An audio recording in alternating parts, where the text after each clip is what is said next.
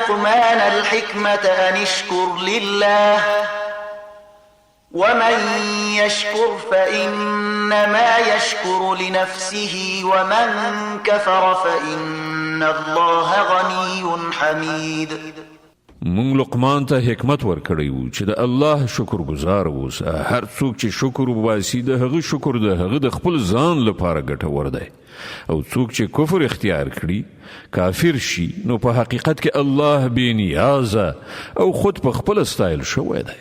وإذ قال لقمان لابنه وهو يعظه يا بني لا تشرك بالله إن الشرك لظلم عظيم.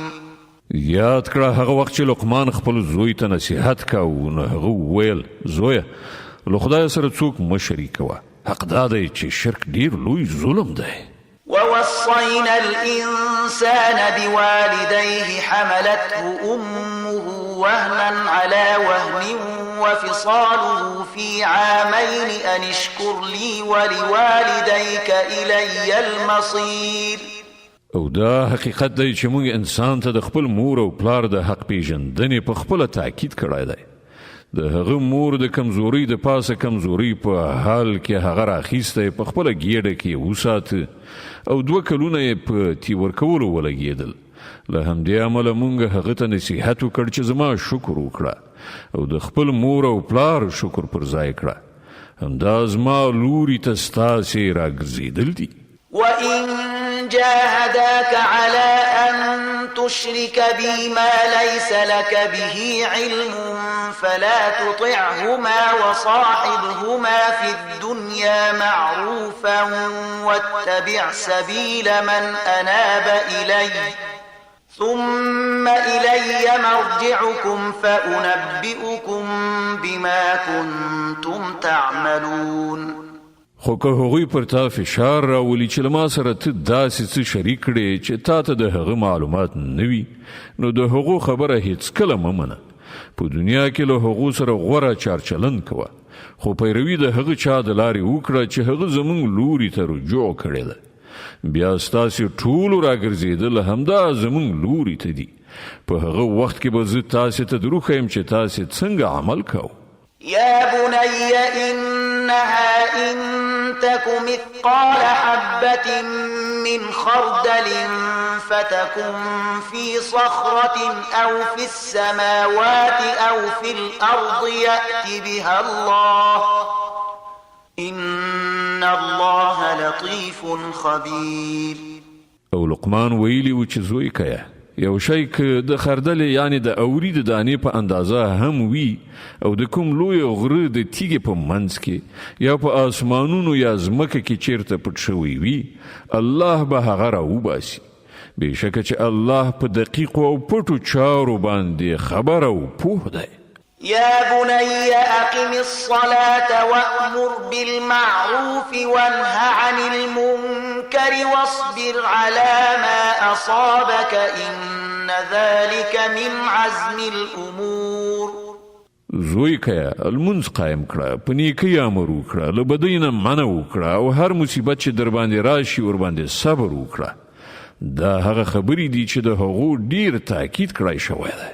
ولا تصعر خدك للناس ولا تمش في الأرض مرحا إن الله لا يحب كل مختال فخور.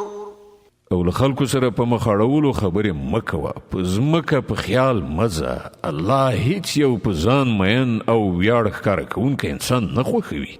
واقصد في مشيك واغضض من صوتك إن أنكر الأصوات لصوت الحمير.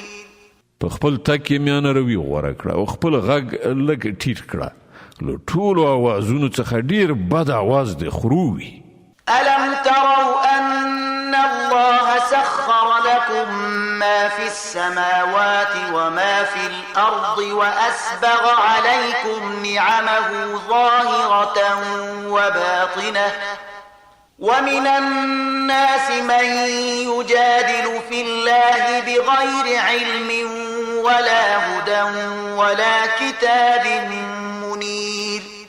ایا تاسې نه وینئ چې الله د ځمکې او د اسمانونو ټول شیان ستاسې لپاره مسخر کړي دي او خپل ښکاره او پټ نعمتونه پر تاسې تمام کړي دي؟ خو حال دا دی چې له انسانانو څخه ځینې خلک دي چې د الله په باب شخړې کوي، بې له دې چې له هغوی سره څه علم وي یا هدایت یا کوم روښنایي ښودونکی کتاب. وإذا قيل لهم اتبعوا ما أنزل الله قالوا بل نتبع ما وجدنا عليه آباءنا أولو كان الشيطان يدعوهم إلى عذاب السعير. او کله چې هغو ته ویل کیږي چې د هغه شي پیروي وکړي چې الله نازل کړی دی، نو وایي چې موږ خو به د هغه شي پیروي کوو چې پر هغه باندې زموږ پلرونو نیکونو عمل کړی دی. آیا دوی د همغو پیروي کوي اگر که شیطان د لمبه وهونکي غور خواته بولي هم؟ ومن يسلم وجهه إلى الله وهو محسن فقد استمسك بالعروة الوثقى وإلى الله عاقبة الأمور. هر څوک چې ځان الله ته وسپاري او هغه نیکو کار وي، هغه په واقع کې یوه د اعتماد وړ آسره ونیوله او د ټولو چارو وروستۍ پرېکړه یوازې د الله په لاس کې ده. ومن كفر فلا يحزنك كفره إلينا مرجعهم فننبئهم بما عملوا إن الله عليم بذات الصدور. اوس چې څوک کافر کیږي نو د هغو کفر د تا په خفګان کې ونه چوي، د هغو بیرته راتګ همدا زموږ په لوري دی. بیا به موږ هغو ته وښیو چې هغوی له څه عمل سره راغلي دي. په باوري ډول الله ان د سینو په پټو رازونو باندې پوهیږي. نمتعهم قليلا ثم نضطرهم إلى عذاب غليظ. موږ د لږ وخت لپاره هغو ته په دنیا کې د خوند اخیستلو موقع ورکوو، بیا به هغوی بېوسې کړو، د یو سخت عذاب لوري ته به یې راوکاږو. ولئن سألتهم من خلق السماوات والأرض ليقولن الله قل الحمد لله بل أكثرهم لا يعلمون.